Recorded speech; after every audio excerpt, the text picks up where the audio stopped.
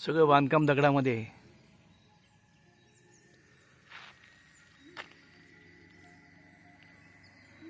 किती पूर्वी आपली भारतीय संस्कृती किती सधन होती, संपन्न होती.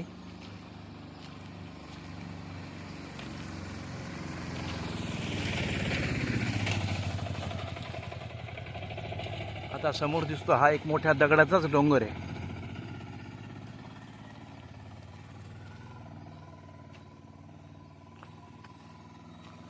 खूप मोठमोठे झाडं. इसवी सन 1313 पूर्वीचं आहे.